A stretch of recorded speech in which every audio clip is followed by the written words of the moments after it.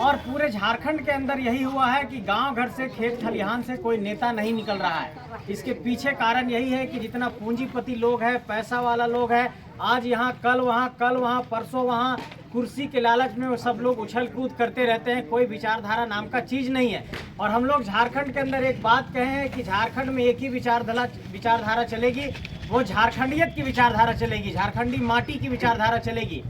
और इस माटी में जो सबसे बड़े शख्सियत हुए हमारे टेकलाल बाबू, उन्होंने कहा था कि बेटी और वोट बहुत सोच समझ करके देना है।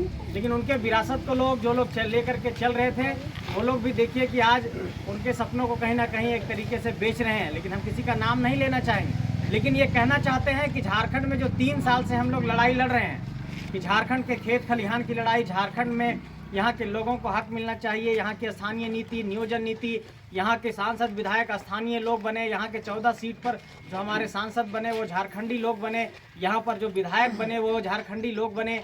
तो ये जो सारा बात हम लोग झारखंड के अंदर कह रहे हैं, तो इस पर सरकार के कई लोगों को किरकिरी भी हुआ। हम लोग पर कई तरह का केस मुकदमा दर्ज किया गया, कई केस मुकदमा जयराम बाबू पर दर्ज हुआ, कई केस मुकदमा हमारे ऊपर दर्ज हुआ, लेकिन हम लोग इस लड़ाई को नहीं रहने दिए। दूसरी बात कि लोग कहते हैं कि बाबू इतना लड़ाई लड़ोला तो लोग चुनाव लड़े खलो सेवरी लड़ोला का।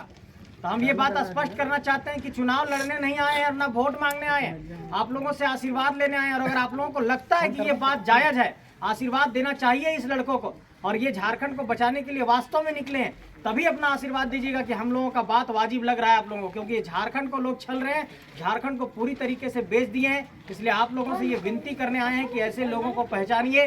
पूरे इस इलाके में गांव घर के खेत खलिहान से कोई नेता नहीं निकल रहा है, लेकिन एक बात हम लोगों ने साबित करके दिखाया, चाहे वो टाइगर जयराम महतो हो, चाहे हमारे तमाम और झारखंड के अन्य साथियों की, कैसे गरीब गुरबा के घर से निकल करके कोई नेतृत्वकर्ता पैदा हो सकता है।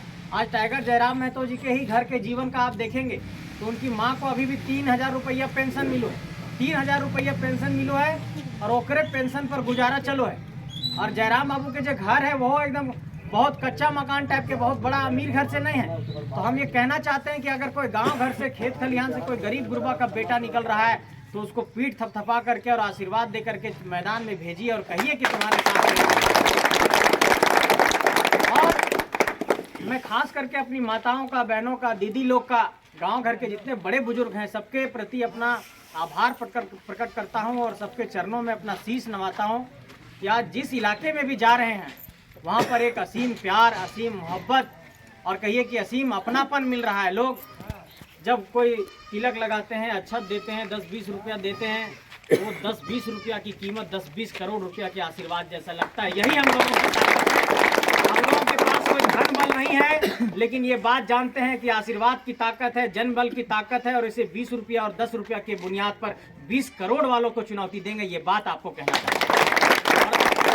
और कई पंचायतों में दौरा है, सब जगह जा रहे हैं, सबसे आशीर्वाद लेंगे। सभी माई बहन से यही कहना चाहोगे कि अपन आशीर्वाद बनेले रखिए, और सबके प्यार मोहब्बत की भी बहुत ज़रूरत है, क्योंकि ये लड़ाई बहुत बड़ा है और बहुत बड़ा पूंजीपति सबसे लड़ाई है। समझ लीजिए कि जो दिल्ली में बैठे रहती बड़ा किंग लोग, वो सब ऐठू जब यहाँ पर हेलीकॉप्टर लेकर के, तकनी घबराना ना है कि हमारे बाबू ओखिन टिन टिको पारते कि ना, इतना गोटे हेलीकॉप्टर लेकर आ रहा थी बड़का, तकनी बात सोचना है कि हेलीकॉप्टर के यह जो प्लेट में भी अच्छत लेके अला 10 रुपया, ओकरे से जवाब देना है। ये बात के ध्यान में रखना है, तकनी हेलीकॉप्टर देख करके विचलित नहीं होना है कि सब दिन कैसे टिक पाए।